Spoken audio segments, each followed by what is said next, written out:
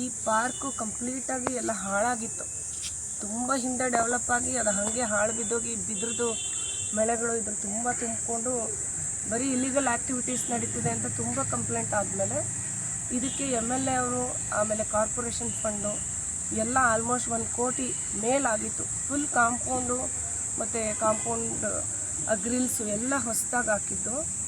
ಅದಾದಮೇಲೆ ಈ ಇದು ಪಾತ್ ಏನಿದೆ ಒಳಗಡೆ ಈ ಗ್ರೀನರಿ ಇದೆಲ್ಲವೂ ಕೂಡ ಹೊಸದಾಗಿ ಮಾಡಿಸಿದ್ದು. ಆಮೇಲೆ ಈ ಜಿಮ್ ಇಕ್ವಿಪ್ಮೆಂಟ್ಸು, ಮಕ್ಕಳ ಆಟಿಕೆಗಳು ಇದನ್ನೆಲ್ಲವೂ ಕೂಡ ಹೊಸದಾಗಿ ಮಾಡಿಸಿದ್ವಿ.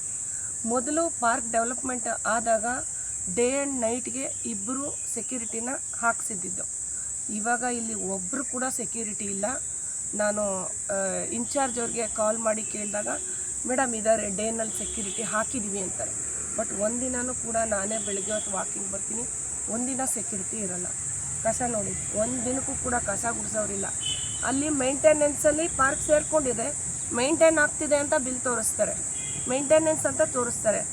ಯಾವತ್ತೋ ಒಂದಿನ ಗಿಡಕ್ಕೆ ನೀರು ಹಾಕ್ತಾರೋ ಇಲ್ವೋ, ಅಥವಾ ಮಳೆ ಬೀಳ್ತಿದೆ ಇತ್ತೀಚೆಗೆ, ಅದರಿಂದ ಇದು ಗ್ರೀನ್ ಆಗಿರ್ಬೋದು. ಸೆಕ್ಯೂರಿಟಿ ಅಂತೂ ಒಂದಿನವೂ ಕಾಣಲ್ಲ. ನೀವು ಈಗಲೂ ಹೋಗಿ ಸೆಕ್ಯೂರಿಟಿದು ಬುಕ್ಕಲ್ಲಿ ನೋಡಿಸಿದ್ರೆ 21ನೇ ವಾರ್ಡು ಶ್ರೀರಾಮ ಪಾರ್ಕಲ್ಲಿ 2 ಸೆಕ್ಯೂರಿಟಿ ಅಂತ ತೋರಿಸ್ತಾರೆ. ಬಟ್ ನೀವೀಗ ಬಂದಿದ್ದೀರ, ಯಾರೂ ಸೆಕ್ಯೂರಿಟಿ ಇಲ್ಲ. ಈ ಥರದ್ದು ನಾನು ದಿನ ನೋಡ್ತೀನಿ.